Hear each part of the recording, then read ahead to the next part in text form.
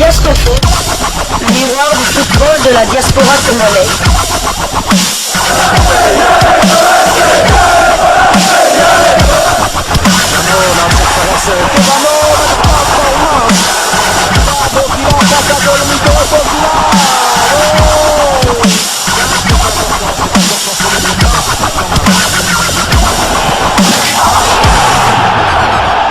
Diascofoot, le miroir du football de la diaspora congolaise. Vous êtes sur Diascofoot, le miroir du football de la diaspora congolaise.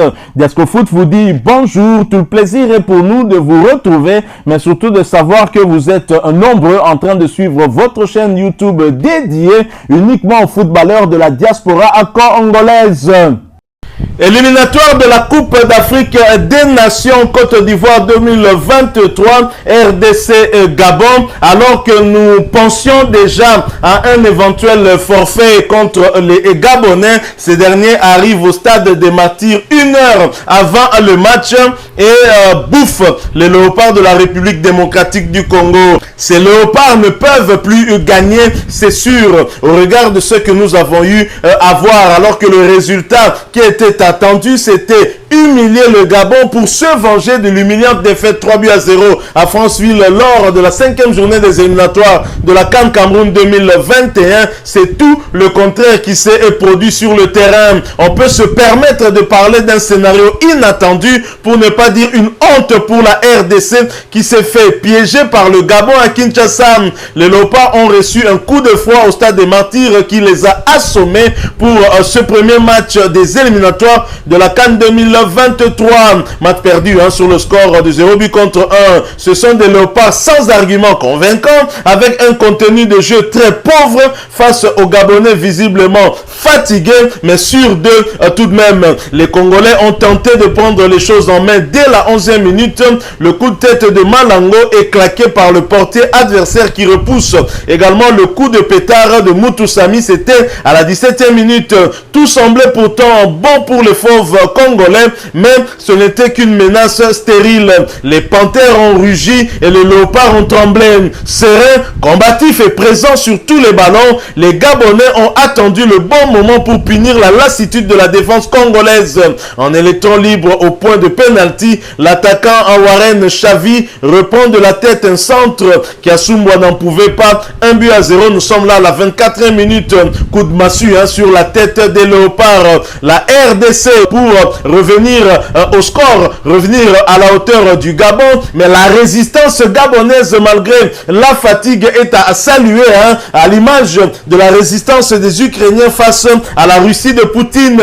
Hector Cooper, le technicien argentin très expérimenté, peut-être plus en échec qu'autre chose, n'a pas mis du temps pour lancer toutes les cartouches sur le terrain. Elia Mecha, qui avait débuté sur le banc, use de sa percussion, prend ses responsabilités et touche le poteau, tout comme Niskens Kebano qui tente de faire reculer la défense gabonaise, toujours vigilante et disciplinée. Ben Malango, Elia Meshak, Niskens Kebano ainsi que Jonathan Bolingui, tous sur le terrain ont été impuissants face aux Panthères qui confirment leur grande forme devant les Congolais et empochent 3 points précieux pour une campagne qui débute en rose pour l'équipe gabonaise qui pourtant est arrivée à Kinshasa sans son sélectionneur principal, le technicien français Patrice Neveu. Hector Cooper et sa bande doivent sortir du grand jeu dans 4 jours pour battre l'équipe soudanaise à Omdurman au Soudan dans un match des perdants, parce que le Soudan a été battu par la Mauritanie sur le score de 3-0. Alors nous allons bien évidemment vous laisser suivre l'entraîneur argentin de léopard de la RDC, Hector Cooper, qui s'est montré plutôt arrogant et qui finalement aura peut-être tenu des propos qui peut-être peuvent blesser certains Congolais. En tout cas, moi, je suis un tout petit peu choqué par ces propos et surtout énervé parce que le résultat qu'on a eu à voir sur le terrain, c'est quand même le fruit de son travail. Si lors des éliminatoires de la Coupe du Monde, Monde Qatar 2022, on pouvait être à la limite indulgent par rapport à lui, il venait d'arriver. Mais pour ces éliminatoires de la CAN Côte d'Ivoire 2023, je ne suis pas du tout indulgent parce que il fait pire que Ntsengi Biembe.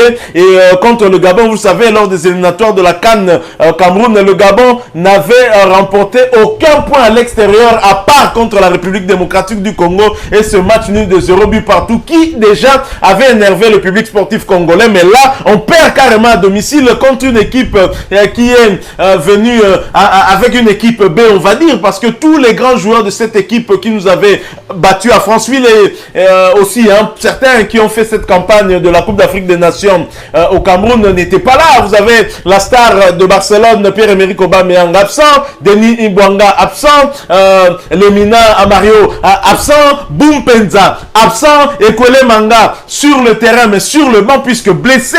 Comment la République démocratique du Congo peut perdre contre cette équipe?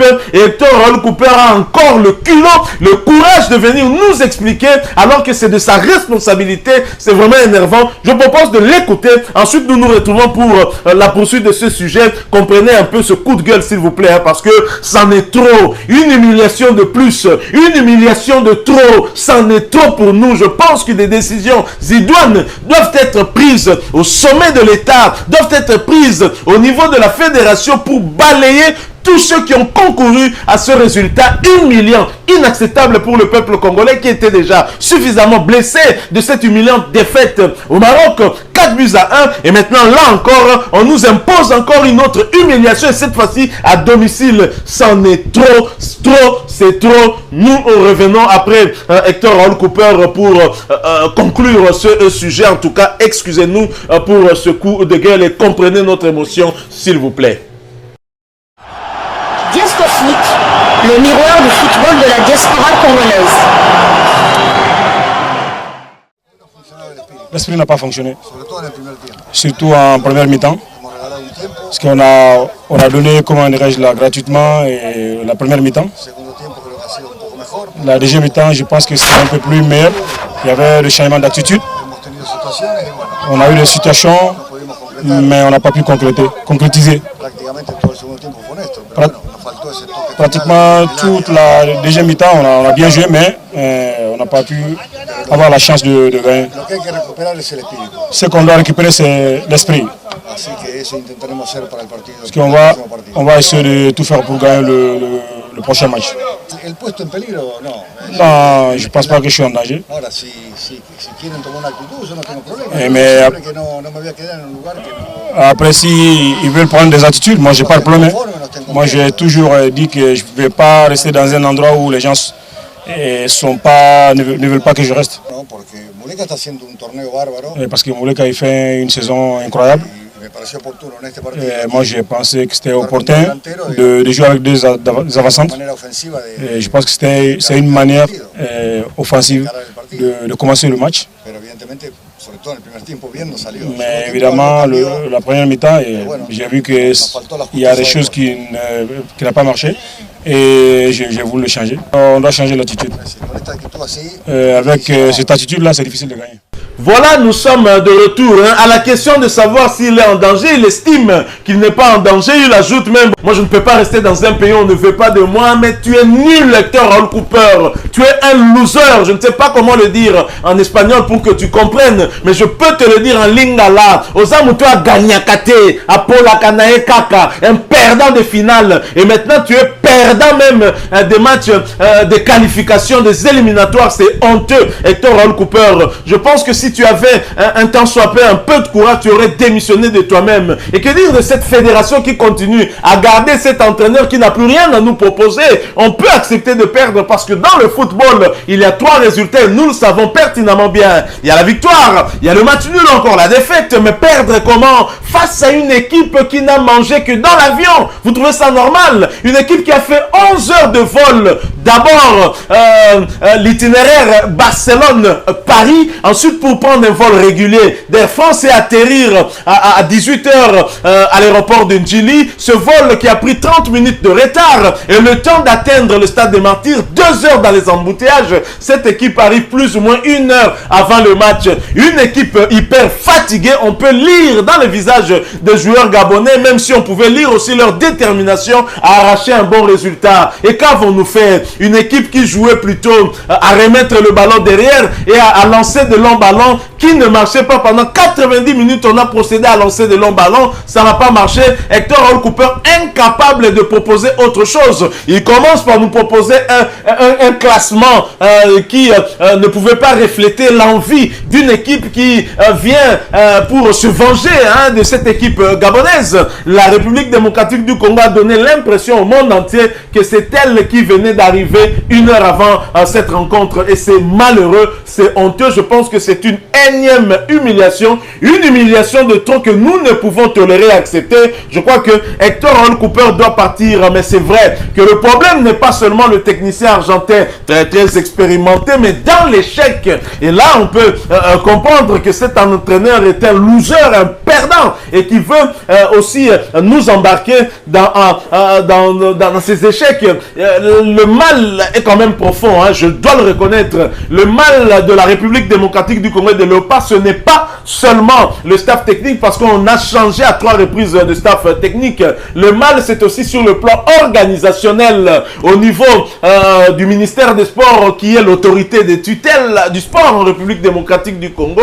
Serge Nkondé doit nous expliquer pourquoi le public sportif n'était pas présent au stade. Je vais vous dire pourquoi. Ce n'est pas seulement parce que le public a lancé des projectiles aux joueurs à la fin du match contre le Maroc. C'est aussi et surtout parce que lors de ce match, il nous a été autorisé à n'accepter que 30% de la capacité du stade des Martyrs. Et donc, les 30% correspondaient à l'emplacement où les sièges avaient été bien évidemment installés.